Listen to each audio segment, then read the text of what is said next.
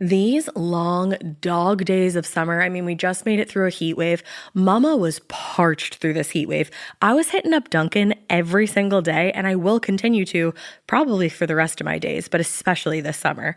Dunkin' is helping everyone stay cool this summer with its lineup of refreshers. These drinks are packed with bold, fruity flavors and served ice cold. It's amazing. Dunkin' refreshers are the perfect afternoon pick-me-up. I like to start my morning with them personally, and then sometimes I go back for a second one because I'm just feeling crazy. They come in a variety of delicious flavors, including fan favorites mango pineapple and strawberry dragon fruit. And then for a limited time, there's black cherry and there's pink pineapple. I'm going to tell you something right now, and it's a bold claim, let me tell you, but I stand behind it. Pink pineapple will change your life. It is so good. It has me feeling like I'm sitting in a pool, resort side, just living, honey. It's so yummy. Try your favorite flavor with green tea, sparkling water, lemonade, or Dunkin's all-new limeade. I haven't tried the limeade yet, but I'm going to. Usually I get my drinks made with green tea and occasionally lemonade, but I do really like the green tea. Or if you don't want to build your own, try one of Dunkin's curated refreshers like the Cherry Lime Ricky or the Ultimate Pink Daydream. The Cherry Lime Ricky, scrumptious. I could drink like 3 of these a day. They're so freaking yummy. Head to Dunkin' today and find your favorite refresher. Dunkin' refreshers contain less than 1% fruit juice. Limited time offer. You know what's really terrifying? That unfinished college degree lurking in the background, just sitting there waiting for you. That's where Southern New Hampshire University comes in. With flexible online degree programs, there's no commuting, no rigid schedule, and no more excuses. Plus, they have some of the lowest online tuition rates in the U.S. Visit snhu.edu/morbid to learn more before your degree becomes just another story about what could have been. Every good detective needs a partner to support them on important cases. Think of a State Farm agent like your sidekick, there to help you along the way in your search for coverage. State Farm can help you choose the coverage you need, whether it's for your home, car, boat, or even RV. With so many options, it's nice knowing you have help finding what fits for you so you can get back to solving all of life's bigger cases. Go to statefarm.com or use the award-winning app to connect with a local agent and get a quote. Like a good neighbor, State Farm is there. Hey weirdos, I'm Alaina. I'm Ash. And this is Morbid, the listener episode.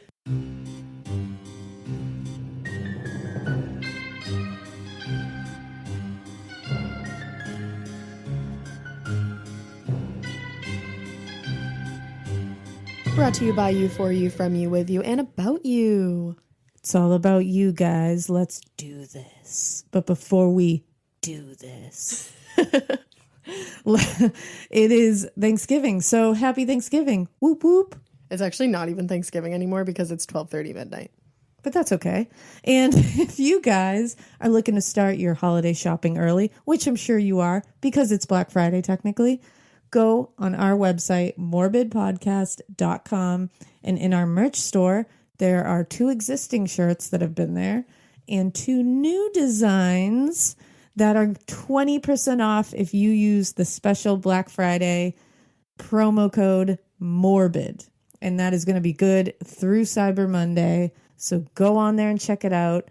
And after this, there's going to be a ton more new designs and styles in the store. So keep looking out for that. But these 4 shirts are on sale right now, 20% off. So go check that out. And the new design was actually done by one of our very own weirdos, the wonderful, insanely talented Miranda.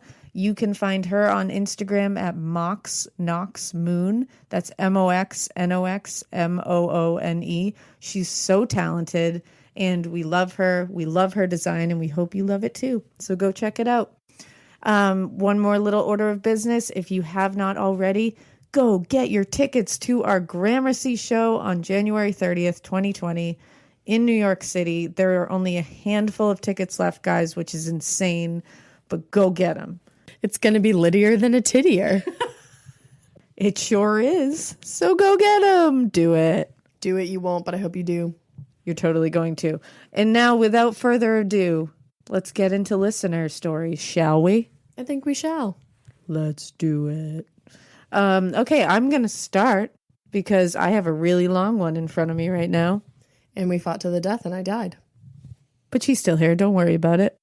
So mine is called, I think I was almost murdered by a bald-headed phantom man. LOL. What a great one to start with. He's just really setting us up here. This is from M. So, hey, M. Hey, weirdos. Before we start, please may you call me M throughout because I'm a paranoid bitch. So no spooky phantom man who may or may not have existed can hunt me down and finish what he may or may not have intended. I'm still unsure if he was a real person. Hold on to your arseholes. Shit's about to come loose. Ew, sorry. That's amazing. That was kind of gross, but thank you.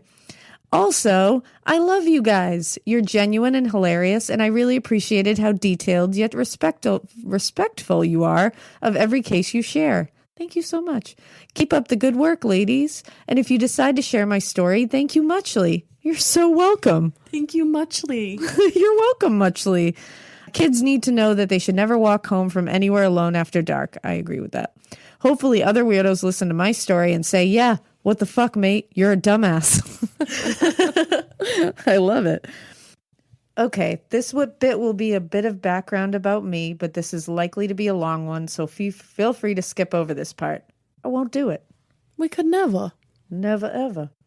I'm 22 years old and from the middle of fucking nowhere in the depths of the British countryside. That's awesome.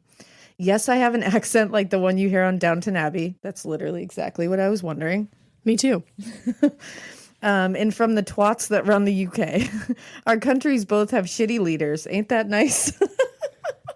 Anyways, I digress. Basically, I'm young, dumb, and British. Also a journalist. Not the fun kind that cracks the code and leaks official documents incriminating arseholes everywhere.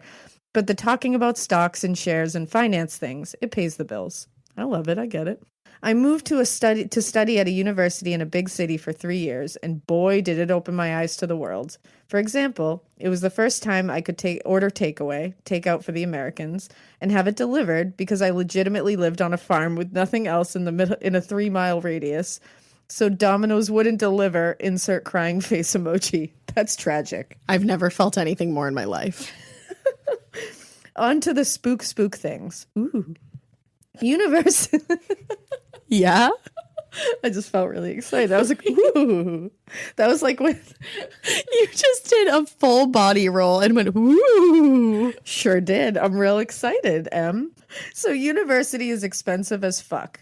And debt is the spookiest thing of all. Sure is. I feel you so hard on that. There was no way I could live away from home without working. I found this job where I could choose my own hours and basically hang out around the various music venues in the city and go to gigs. I don't know if Americans call them that, but concerts? Yeah, sure. We know what gigs are.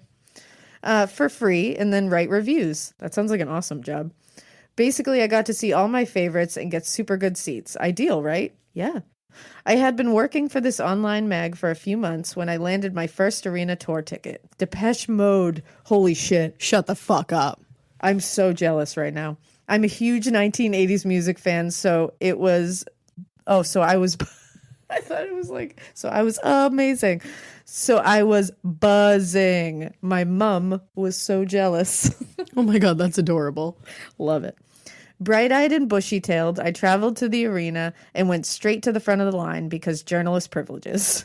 The reviewers and photographers were all seated on one of the side banks right up close to the stage. The general audience milled around in the center in the most polite mosh pit I had ever seen. I've never seen a polite mosh pit. Gently bumping into each other and in time with Darude Sandstorm, which, by the way, played upwards of 20 times on a loop as everyone just filtered in to find their seats. Oh my God, that sounds like a nightmare. Yeah, I don't like when songs play more than once. I'm just picturing it.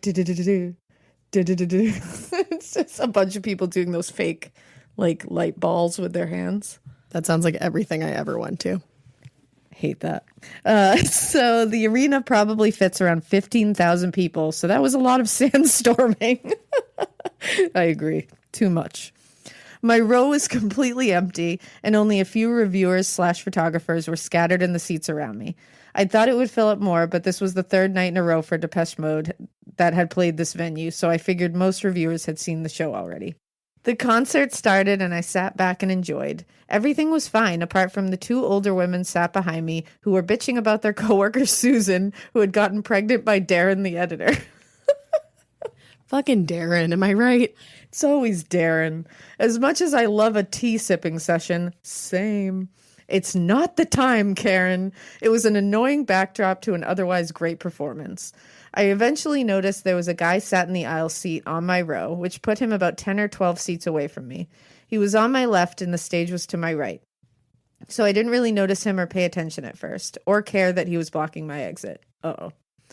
Halfway through the show, when the two gossiping women had thankfully left to go top up their vino and pop to the loos, I love this person right now with their British way of speaking. I love it. What is vino? Vino is wine. Wow. I actually knew that. You just asked just because. No, I'm really tired. No, it's real late, guys. But I love how you say lose, because that's not an American thing, and I love it.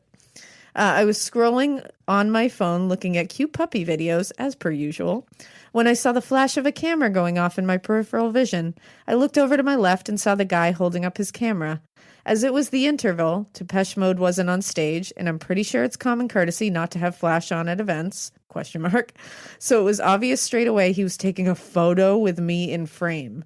I know you shouldn't judge a book by its cover, but let me tell you, I judged the fuck out of him, because ew, I could instinctually tell he was a pervert. Ew, I hate this. I hate when you have a feeling about someone and you just know that you're right. Oh, I'm not into this at all. He was over 6 feet in height and skinny as a French fry. His skin was pale enough that it could be lit up in Technicolor by the lights from the staging area. He was bald and his eyes were dark and sunken into his face. He looked ill or dead. Ugh. I just got full bod chills. I don't like this. This sounds like Slender Man. He was dressed nondescriptly, but the dark clothes definitely accentuated how pale he was. I actually feel him on that. I was going to say I feel personally attacked because when I go to shows, I definitely light up with the colors that are there. I feel personally victimized by this description. He was the kind of man you'd think was creepy if he came up to you and started chatting, but otherwise you probably wouldn't notice he was there.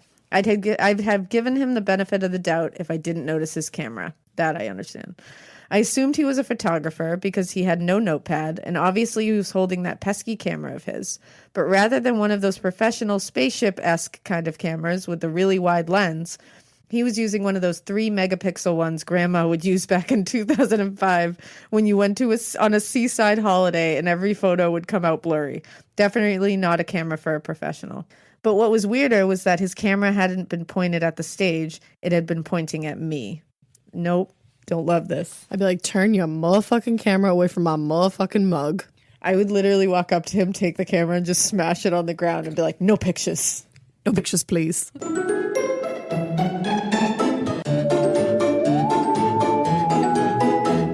He noticed me looking at him and smiled. All his teeth were gold, like the robber guy from Home Alone, but every single tooth. Hello? Sir, get out of my presence. I hate this so much. I hate this man. He took another photo of me, actually taking the time to zoom in and focus it. The audacity. They wrote that, and I agree. I'm dead serious. He looked me dead in the eye, still smiling with his gold-ass teeth. They did not write that, but I said that. And I looked back at him with a gormless expression because I wasn't fucking processing. Then I said, "Can I help you?" Because I'm British and politeness is all I have in stressful and or creepy situations. I'm screaming. I fucking love you. He took another picture and replied, "You'll do." No, I'm leaving. I'm out. I'll do you the fuck out of here, bruh. I'll do you one. I'll fucking kill you, bruh. Try me. Try me, bruh.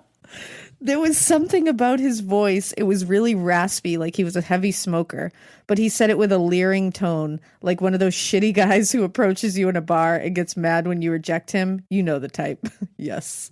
His name is Chad. Always. But excuse me, sir, I'll do for what? I had no fucking idea what that meant and was understandably freaked out.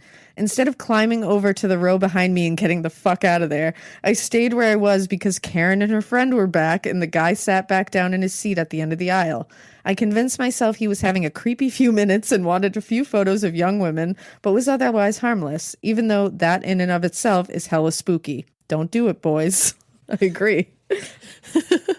The second half of the gig started, and I definitely wasn't enjoying myself anymore. Understandable. I was intensely aware of him, and my whole body was one big goosebump at this point. But it gets worse, because this psycho dude starts edging closer. Nope. No. Every time I looked over, he was another seat closer, and the closer he got, the more I could smell him. I've smelt a few dead animals in my time. Duh, I grew up on a farm. So I recognized the scent of decay, and that's what he smelled like. Why? This bro is dead. Oh, because you can't get rid of the dead ones. There's nothing you can do. Shit is straight up decomposing next to her right now. But if you're a ghost, why do you still smell? I don't know. If you're from Africa, why are you white? Not always a mean girl connection somewhere. Let's see. Maybe he had an intense case of halitosis. I don't know, but my true crime and paranormal obsessed brain started screaming, "Dead demon man." Honestly. That's what I think. I'm going to be honest.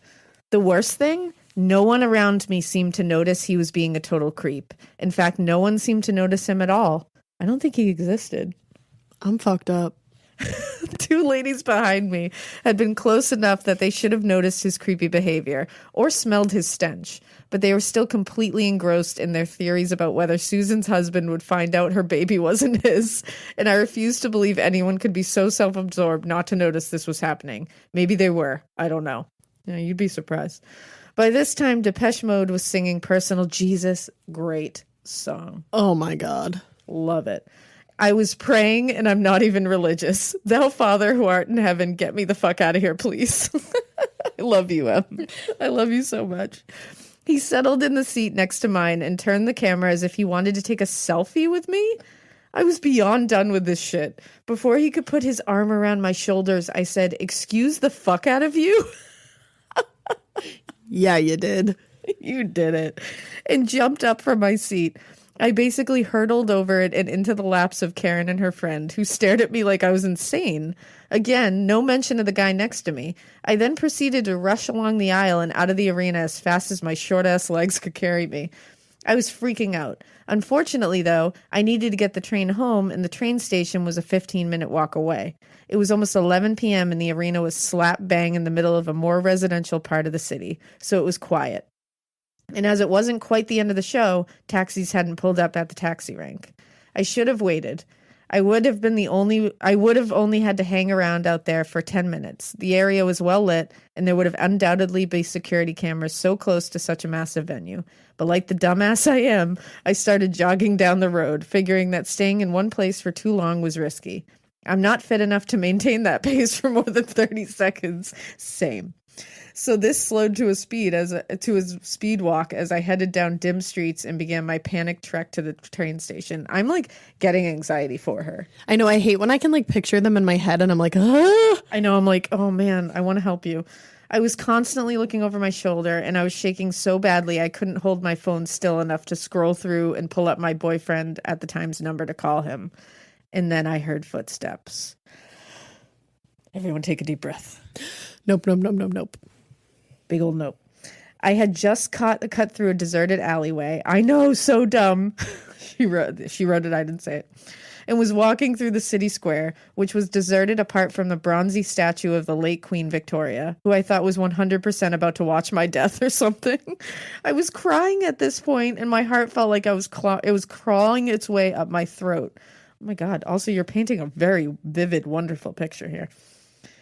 I looked over my shoulder and saw there was a tall, shadowed figure just 10 feet behind me. Slender Man? Oh, hey, I thought he looked like Slender Man. Foreshadowing. Great minds. Slender Man? Hello? No, for real. I just knew it was the creepy guy from the gig. He hadn't been there the first time I looked over my shoulder, although we were in the wide open space and I would have been able to easily spot him from 100 feet away. But he was following me. I could hear him chuckling. Oh, I hate it. Hate it. I never want anything like this to happen to anyone. No, I'm really upset for you. I turned the fuck around and lungs be damned started sprinting. Yes. I could hear booted feet pounding against the cobbled road behind me now, and I screamed. Loud. Smart girl. But there was no one around to hear me. I didn't know what else to do, so I just kept running. Phone in hand, it felt like one of those nightmares where you try and outrun the monster, but you're just moving in place. Oh, I have those all the time. I feel like it was getting closer and closer. Any second, and he would be grabbing my shoulder. Hey Siri, call insert ex-boyfriend's name here, I screamed, because bitch, I didn't have time to die. Oh, fuck. I should have called the police, obviously, because my ex lived 40 minutes out of the city, and what could he do against my attacker? I guess I just reasoned I could let him know I was about to be murdered, and the police could use the call in some way. I don't know. It was dumb. The phone was on loudspeaker, but boy didn't even pick up the phone, arsehole. True arsehole. Straight up arsehole. I rounded a corner, and ahead I could finally make out the lights of the train station. Oh my God, I'm just like, go, girl, go. I could no longer hear footsteps. I dared to slow down and look over my shoulder. The dude was standing at the top of the high street, about 50 feet away now, swathed in shadows. His head was tilted at an unnatural right angle, like he had just snapped his own fucking neck. Oh, nope. Nope. What the fuck? I am spooked. No, I'm not okay with this at all. I blinked several times and shook my head because I had to be imagining this shit. I started backing away again, facing him so I'd know if he came for me. I knew it was the same guy because he had in his hand was a camera. He lifted it up and there was a flash in the dark as he took one more photo. This is a fucking movie. I have like a score playing in my head. Like this is very intense and very vivid. Some other dude in an anorak, which was tightly drawn around his face, walked past me, a can of beer in his hand as he staggered along. He looked at me like I was insane. I guess I did look crazy. I was walking backwards, crying, panting, and babbling to Siri in a messy panic. At this point, I definitely thought I'd lost my mind and was seeing things. The train spotter anorak man gave me a whole wide berth as he walked past and muttered something like, crazy bitch, rather than stopping to ask if I was okay. Fuck that guy. Fuck all these guys. Seriously, what the fuck?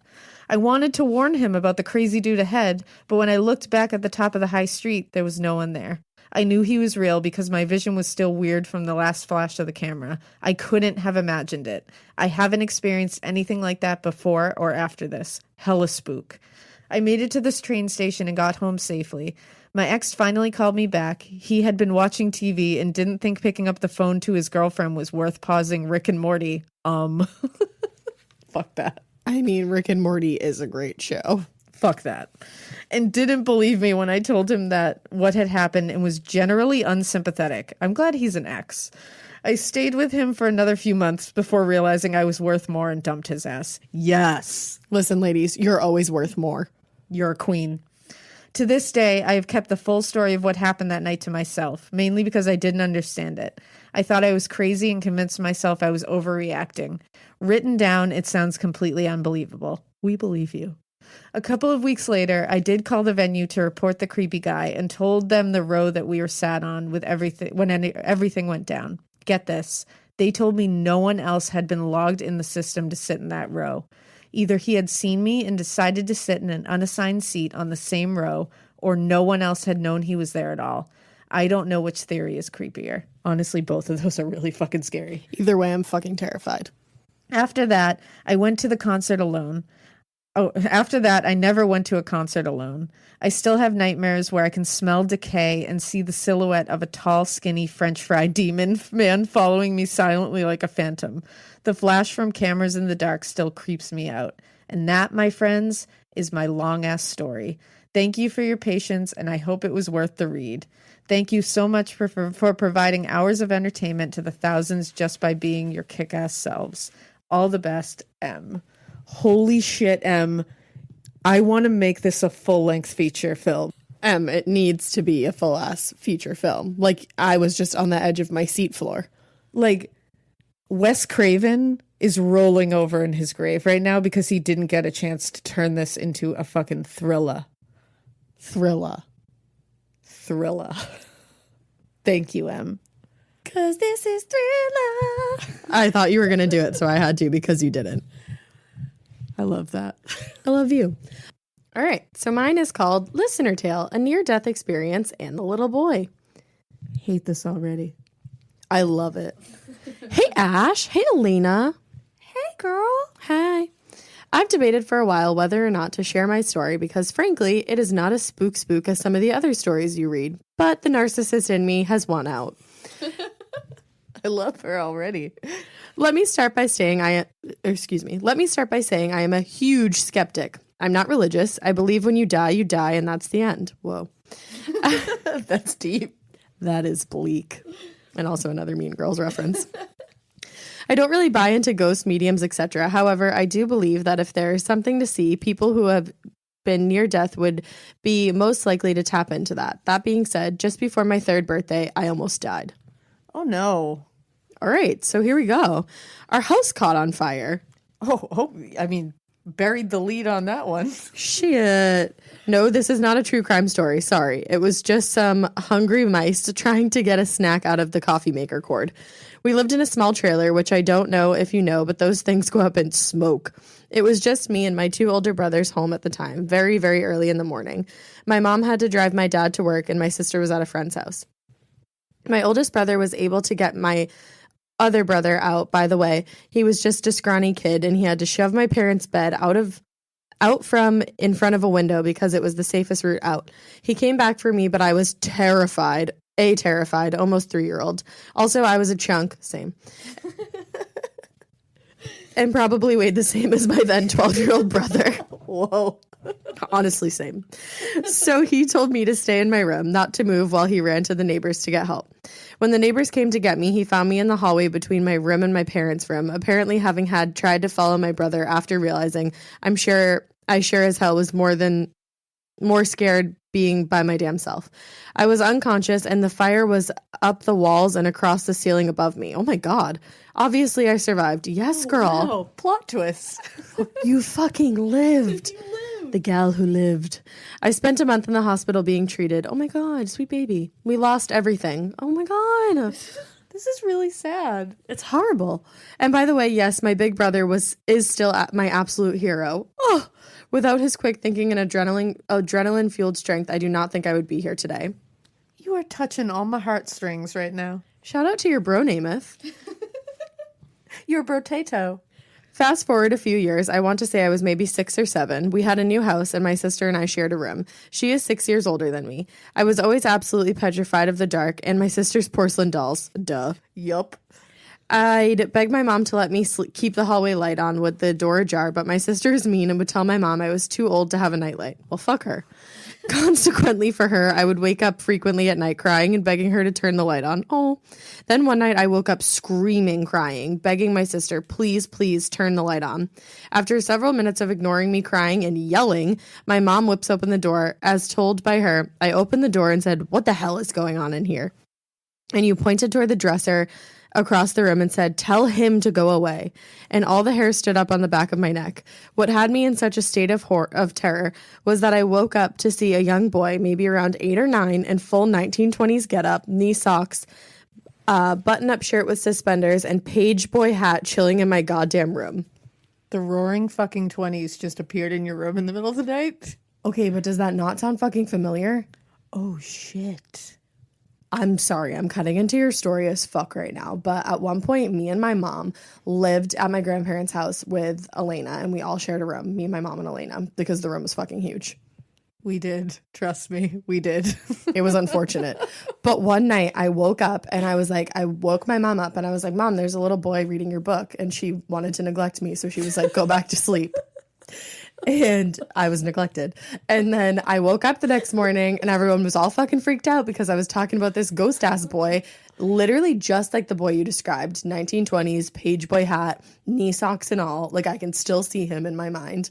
And he was reading my mom's book, and my mom's book that she had left on the dresser was wedged in between the closet where I said the boy was. I think it's the same boy, guys. I'm spooked as fuck. But back to this story. She says, my mom is a big believer in ghosts. Hell yeah, she is. She loves that shit. It is my dream to one day take her to the Winchester Mystery Mansion. You have to. All I remember from the rest of that night was sitting in the living room with my mom while she smoked a cigarette and let me have sips of her Coke. Seems like a normal thing, but with 4 kids, pop was for my parents to drink, not us. I spooked the hell out of her with that one. Yeah. And still to this day, whenever anything weird happens around the house, we blame the little boy. The weird thing is, even being a skeptic, I was 6 or 7. How the hell could I have dreamt up that outfit? Fast forward again to about 4 years ago. My boyfriend and his buddy were renting this house, as in the one we later purchased and live in currently, from his grandpa, my boyfriend's mom's stepdad, who grew up in said house and whose mother had just passed away the previous fall. Sorry if that's confusing. It's the shortest way I could think to explain it. No, I think I'm on the same page. I got you. Instead of letting it sit empty while they sorted out her will and such, one night I came to stay with him as I was falling asleep. I saw a shadowy figure standing in front of the small opening of the bedroom door. I was mostly asleep, but I could still kind of make out some details of the form before fully falling asleep. Now, this didn't scare me because remember, I'm a skeptic. I must have already started dreaming, or maybe it was his buddy walking by the door, whatever. But the next day, as I started thinking about it, it couldn't have been his buddy. He worked midnights and had long since left for work and doesn't return home until about 7 in the morning. Still, I wasn't scared. I must have been dreaming. Maybe a year after that, I was helping my boyfriend's mom clear out some stuff from the house. His grandpa, her stepdad, was getting ready to sell it. She was describing to me how she didn't really like being alone in the house. It kind of creeped her out ever since her grandma passed away. I laughed and told her how there was nothing to be scared of. That stuff's not real. She asked me if I had ever seen anything weird in the house while her son was living in it. I told her about my vague experience falling asleep and seeing a figure. She asked me what details did I notice, and I mentioned that it looked kind of like a tall man, thin, wearing a fedora-style hat. And I was laughing the whole time because she looked so spooked, but I knew it was nothing. But then she gets on the phone and calls her cousin. Her cousin proceeds to tell me that before passing away a decade ago from cancer, her grandpa was a tall, thin man who often wore a fedora. Again, I may be a skeptic, but what are the fucking odds? On a true crime note, the house I lived in for the rest of my childhood, the one I saw the little boy in, and where my parents still live to this day, is about 5 miles from the Nichols farm, as in Terry Nichols and Timothy McVeigh, the Oklahoma City bombers. Oh, shit. Oh, shit. You just brought it right back around. Full motherfucking circle. I hope this isn't too long. I get a kick out of telling my stories, and I hope if you read this, you get a kick out of it too.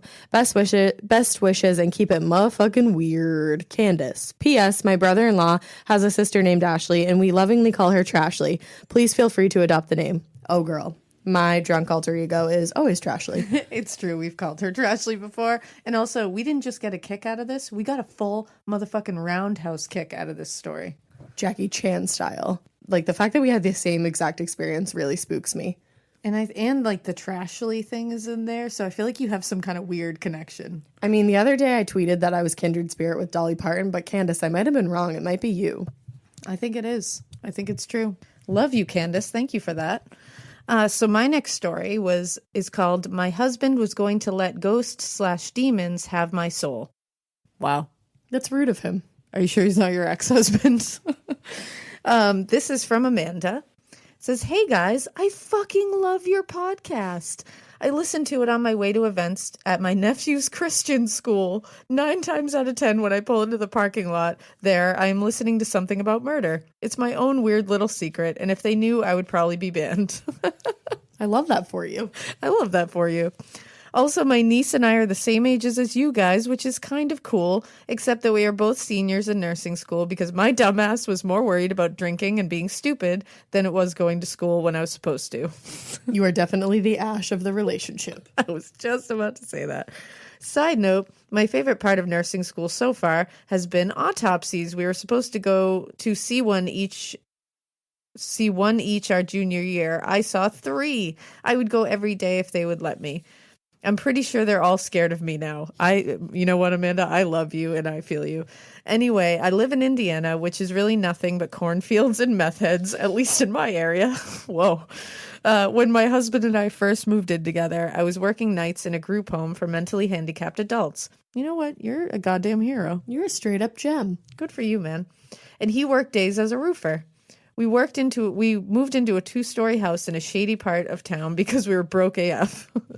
We all feel that. This house was 100% haunted. I also feel that. My husband used to say that he would hear my voice screaming his name when he was alone in the house. Oh. I don't like that they got to use your voice. That's fucked up. Yeah, I don't love that. I used to hear running feet up and down the stairs and above our head where his son slept on the second floor. When I would go up there fully prepared to whoop some ass because those boys were up at 3 a.m. running around like psychos, they would be fast asleep. Oh. And you never went back to sleep after that, right? Never. My husband woke up screaming once, saying I had smacked him across the face when I was most definitely in the living room watching The Office. Girl, you are us. You are us. One time that my husband convinced me was a dream, I felt like someone was laying on top of me, and I felt hot breath as my own name was being whispered into my ear. How fucking long did you live there, sis? Get me out of there immediately. He convinced me it was a dream until this happened. My husband was at work and I was in bed since I work nights, and I heard what sounded like a bunch of second-rate musicians drumming out a beat on my pipes in the basement. Actually, that my house always sounds like that. Sure does. I called my husband, and this dickhole tells me I'm crazy. It's just the old-ass pipes clanging around and to just go back to sleep. For someone who was such a pussy about his experiences, he sure didn't have much concern for mine. I love you. I laid there awake until the pressure of my bladder had built up so much that I couldn't possibly hold it in. I grabbed the shank I kept by the bed. An old pocket knife. I keep them hidden everywhere, always. Smart. And make my way to the restroom. In this house, the bathroom was actually in the second downstairs bedroom, and you had to walk through the kitchen and past the basement door to get there. Wow, that sucks. Fuck that. I rushed through the area, nothing was out of the ordinary, and into the bathroom, did my business, and prepared to make the dash back to my room. As I passed through the kitchen, I noticed all the fucking cabinet doors were open. All of them. That is my nightmare. Style. Yes, that is my nightmare. I stood there frozen. She froze. I am froze right now. That's when you're real scared. You don't just freeze, you freeze. It's very chic. Very chic. A very chic way to paralyze yourself with fear. No, she stood there frozen, and dishes started to fall out of the fucking cabinets. And then you ran out the fucking front door. Right? I hauled my fat ass straight the fuck out of there. Good girl. Yeah, you did. Grabbed my keys, got in my car, and drove straight to my husband's job site to tell him how terribly fucking wrong he was. That it was not just the old pipes clanging, it was fucking ghosts or demons who obviously had no respect for people who work nights. I'm alive. We lived in the house for another year, and there were more incidents, but nothing that shook me like the damn thing rooting through my kitchen cabinets and banging on my pipes. Thanks for reading. Maybe next time I will tell you about the crazy meth head in-laws. One wrapped a dead body up like a fucking gordita. Like a gordita? How dare you do Taco Bell wrong like that? Holy shit. And another murdered his girlfriend. Oh my God, we need to hear these. I really should have screened my husband's family before we got together. Keep it weird, Amanda. Oh my God, Amanda, girl. Amanda, you just gave me life. I love you so much. But honestly, the whole cabinets being open thing, no. Is that why most of your cabinets don't have doors? I picked this house specifically because of that. I'm alive. Thanks, Amanda. This one is called The Time I Was Killed, a listener tale. Whoa. And The Time I Was Killed is all in capital letters, and then listener tale is in small letters. It says, "Hey guys, you guys make my shit life interesting in the good way, and I will forever love you guys for that. I'll save the rest of my gushing till the end." Oh my God, I love you. So I was going to bed a couple of months ago. It was a no shit night, but I woke up at like 3 a.m. and I have never been shit faced, but this is how I imagine it would be. I woke up slowly, but I couldn't move. I had a huge headache. Yep, that's how it is. When my eyes finally adjusted, I could see another person in my room. I shit you not, I pooped out all of my internal organs because I didn't know if it was my parents at the time, but that shit is still scary. I still couldn't scream and I still couldn't move. The person looked like a shadow. My brain just mentally saying, "What kind of fuckery is this?" What kind of fuckery is this? What kind of fuckery be this?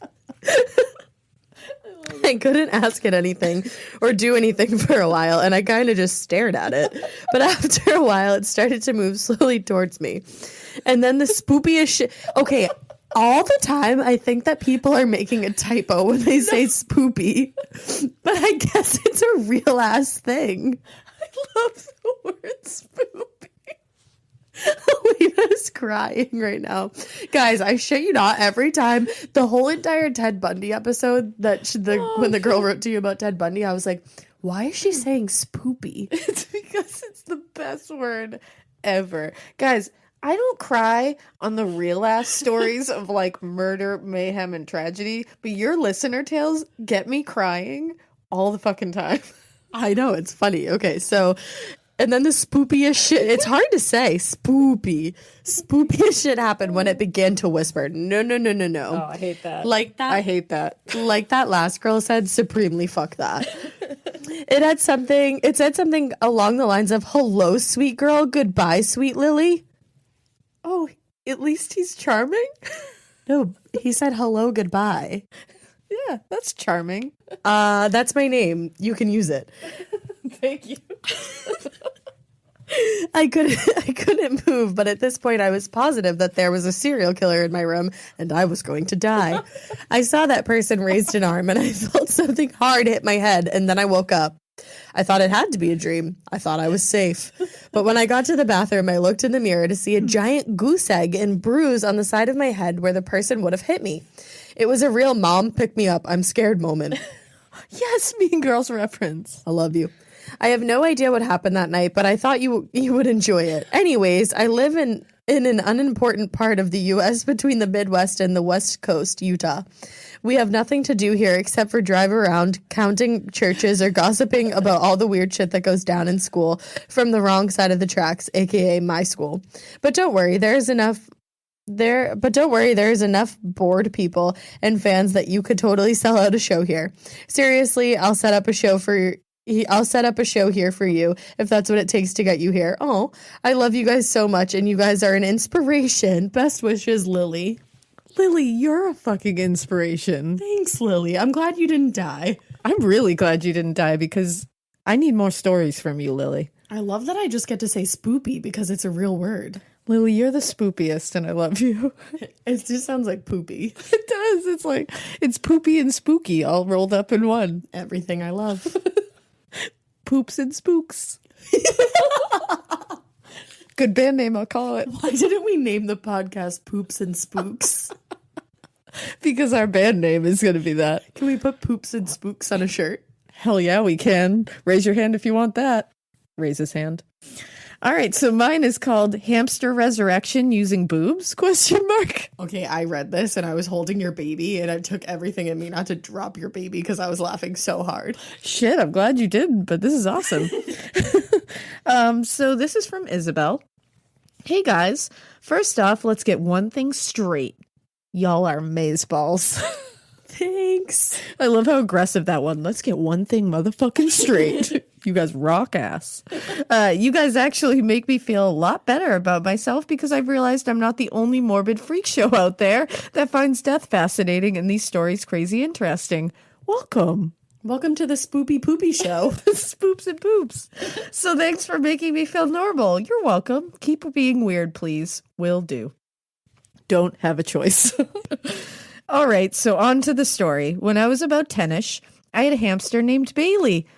That's my Bubba Bailey's name. That's my Puggle's name. Yep. Who was a fucking fat ass. So is my Bubba. That's my Bailey too. I tried to buy her all of those sweet tubes that you can attach to their cages, but she kept getting stuck in them and I was pissed. But at the same time, she was hella cute, so I couldn't be too mad. Oh my god, I love this already. Anyways, at the time of this story, she was nearing the end of her life, about 3 years old. I was staying over at a friend's house, and it was just my mom home. She was actually in the middle of getting dressed, and for some strange reason, she decided she needed to go check on Bailey and make sure she has food. My mom has always claimed she has a sixth sense or something because she'll have dreams and shit or get these feelings. And then whatever she felt or dreamed will happen very soon after, or a very similar situation will happen. It honestly freaks me the fuck out sometimes. So I'm guessing this weirdo, love you, Mom, just had a feeling that she needed to go check on the fat hamster. So she went into the room, all done up in Spanx and a bra, and opens the cage to find Bailey just laying there. This was strange because she would usually wake up if the cage got opened. My mom picked her up, and even though she was still floppy, she was ice cold and unconscious. She couldn't see her breathing, and she couldn't feel any movement or pulse at all. My poor mother just burst into tears and held her, thinking about how the heck she was going to tell me that my precious fat ball of fur had died. So there's my mother sitting on my bed, holding Bailey, bawling her eyes out. She sat there for a few minutes, holding her to her face until the hamster obviously got a little heavy, and my mom moved her down onto her chest, into her goddamn cleavage, pretty much, that poor baby, and just held her and stroked the hell out of her while she bawled. She sat like this on my bed in her Spanx with a hamster between her boobs for like 15 minutes. Suddenly, this quote-unquote dead thing moved. My mom shot the fuck up, and that hamster almost flew across the room like a freaking Superman. My mom said she sat there sobbing while repeatedly, "What the hell is happening?" as this hamster is coming back from the dead in front of her eyes. After a minute or two, her eyes had opened, and she just acted like she had taken every drug she could fit into her big-ass cheek pouches because she was wonky as me after eating 3 grilled cheeses because grilled cheese is so good it makes me feel high. Me fucking too. And guess what? I make a gnarly grilled cheese with garlic butter, so you'd be stoned. This is great. My mom immediately took her to the vet and explained to these poor doctors that her magical boobs brought this hamster back to life, even though my mother still claims that her boobs are magical and that they can resurrect hamsters. Turns out this bitch went into hibernation mode because she got a little too chilly. Isn't this so funny? I was dying. This is everything. She, in fact, did have a pulse, but it was so incredibly weak that my mom couldn't feel or hear it. Basically, Bailey got a little cold and assumed it was wintertime because apparently she thought she was wild and free out in the forest or some shit. So her body went into hibernation mode. She would have died very soon after if my mom and her awesome life-saving boobs hadn't come to the rescue. Bailey lived a happy few more months and died her second death peacefully in her sleep. Thanks for reading. Can't wait to hear more listener tales. They're seriously awesome and I love them. And I love you guys. Come to Portland, Oregon soon for a live show. I'd kill to meet you guys. Not literally, I swear. Issa. I don't mind names being used if you guys decide to read this one on your podcast. Thanks so much. And I'm literally shitting my pants laughing. I'm laughing so hard too, but this is my thought. What's your thought? All right, people are going to be like, wow, Ash, you're really fucking dumb. Oh, no. And I know it's a dumb thing to say. Uh-oh. But, like, where do fucking pet stores get hamsters? Because when have you ever seen a hamster in the wild? When? I'm pretty sure they're just bred for, like, domesticity. But where did the first hamster come from? I mean, I don't know. Like, I've never seen a hamster in the wild. I've seen a chipmunk. I've seen a fox. I've seen a squirrel. I've seen many squirrels. But I've seen a lot of animals in the wild, and hamsters are not one of them. You know what? Same. I've yet to see a hamster just roaming in the wild. My hamster's name was Jessica Elephant. That's all. So my next one is called Kyle Can Go Fuck Himself. Before she reads that, her hamster's name was Jessica Elephant. I just want that to sink in real quick. Okay, go ahead. You know who lost my hamster? My shitbag mom. Anyways, Kyle can go fuck himself, and so can my mom. My dearest Ashley and Alaina, ready for some traumatizing shit? Yeah, neither am I. But I recently replayed your Salem Witch Trials episode, and I was flung back into a memory. I legit had a flashback. I think I might need to look into that. Anyways, it's crazy. So let me take y'all on a journey to somewhere I won't name for obvious reasons, Wisconsin. I was in the second grade, so the year would probably be 2005. So it was a regular week in school, right? Wrong. Because my teacher was a psycho and decided to make us do a play about the Salem Witch Trials. In the second grade? Sounds awesome. I mean, it sounds great, but like that's a little young. You're like, what, 8 in the 2nd grade? I don't know. I don't know. I have no fucking idea. Some of the girls were cast as the witches, and others were the little assholes that cursed the others of witchcraft. I'm still salty about that, by the way. They're all little devils, and they deserve hell. Wow. So you're not wrong. I agree.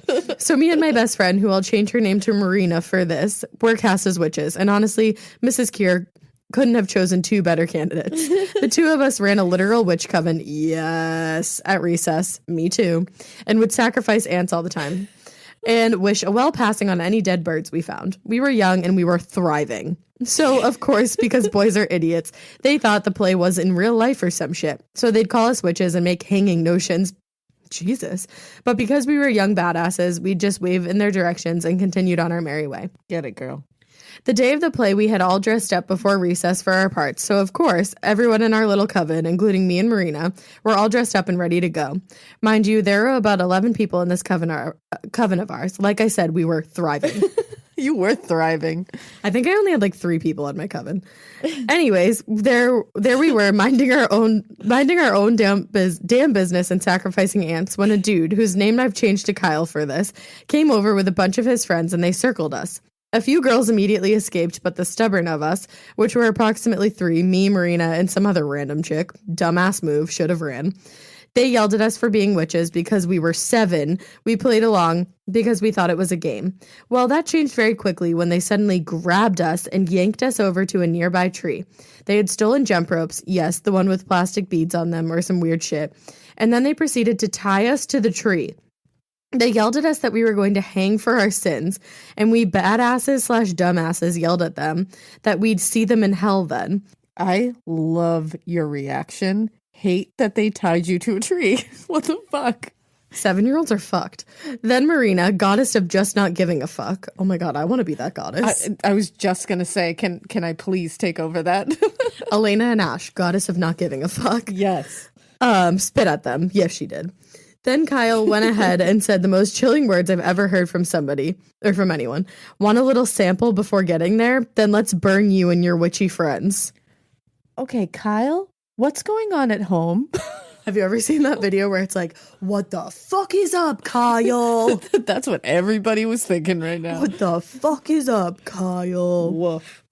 Looking back, I'm terrified of this dude, but my 2nd grade ass literally started laughing in his face, making him laugh at my cluelessness.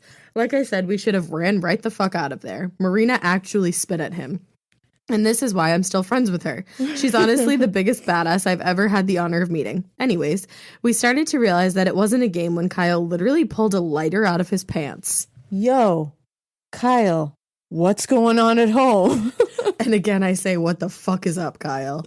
I don't know how the hell he got that thing, but as soon as we saw it, we started thrashing wildly against the ropes as our captors laughed at us.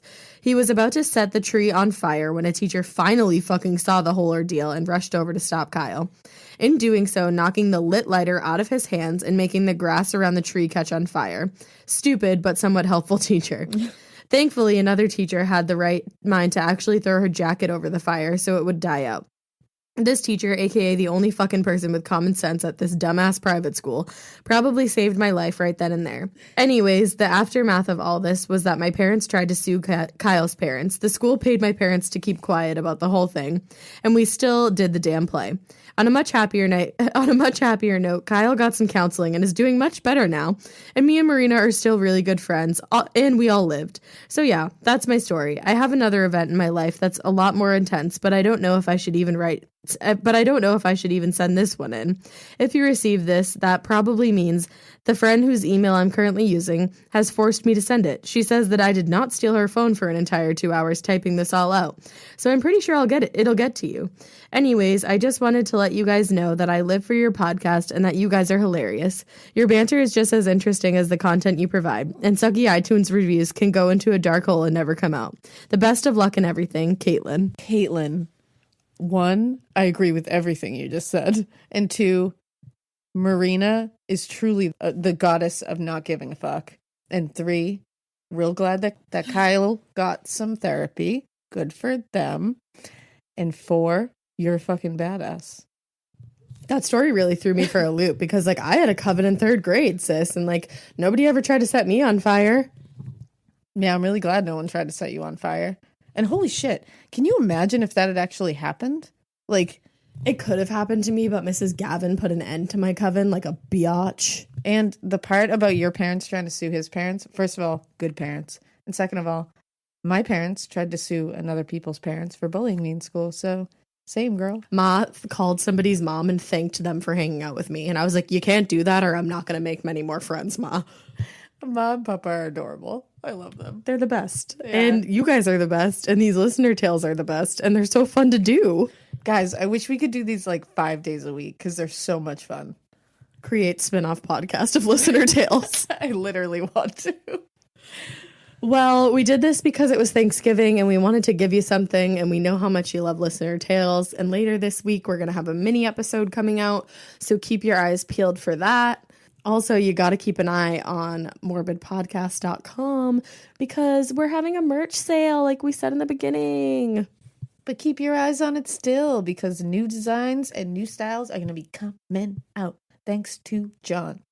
John is the best. And while you're keeping an eye on our website, you can also keep an eye on our Instagram because it's so hot right now at Morbid Podcast. Keep an eye on our Twitter because we love it.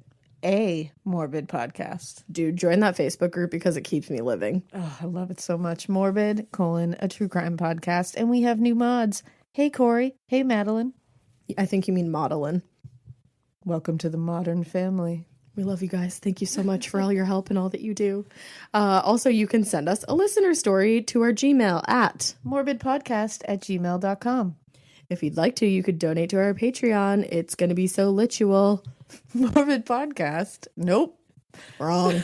Patreon.com/morbid podcast. You just spit all over my face. All over it. So we hope you keep listening. And we hope you Keep it weird. But not so weird that you read us a listener story and it's awesome. Yeah. Bye. Happy Thanksgiving. Gobble, gobble, gobble. Bye.